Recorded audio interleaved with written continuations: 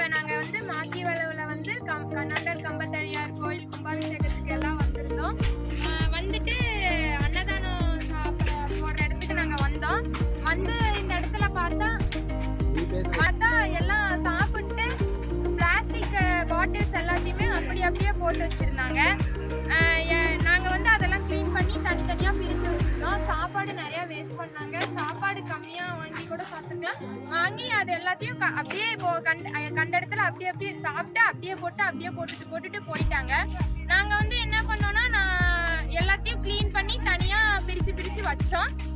வச்சது இல்லாமல் நாங்கள் அந்த வேலை செய்கிறத பார்த்துட்டு எல்லாம் வந்து என்ன பண்ணுறீங்கன்னு கேட்டாங்க. நாங்கள் வந்து இப்படி தான் குப்பையால் இவ்வளோ எல்லாருக்கும் நோய் வருது, குழந்தைங்களுக்குலேருந்து பெரியவங்க வரைக்கும் எல்லாருக்கும் இவ்வளோ நோய் வருது. நாங்கள் இதெல்லாம் தடுக்கிறதுக்காக ஒரு விழிப்புணர்வுக்காக நாங்கள் வந்து கோயிலை வந்து சுத்தம் பண்ணுறதுக்கு வந்திருக்கோம் அப்படின்னு சொன்னோம்.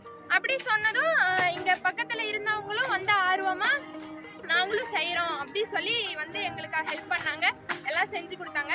அவங்க மட்டும் செய்யாமல் அவங்க ஒய்ஃபு அவங்க குழந்தைங்க எல்லாத்தையும் சேர்த்து செய்ய வச்சாங்க.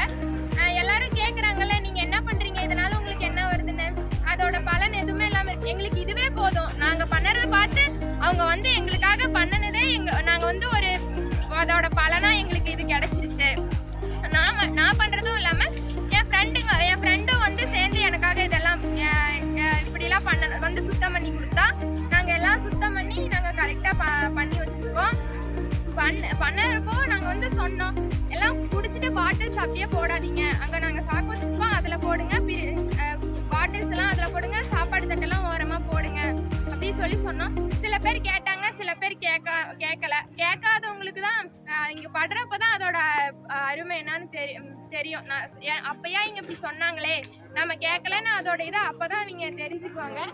நான் மட்டும் இல்லாமல் எங்கள் கம்பெனியில் இருக்க மெம்பர்ஸு எல்லாருமே சேர்ந்து இந்த எல்லாத்தையும் நாங்கள் சுத்தம் பண்ணோம். தேங்க்யூ.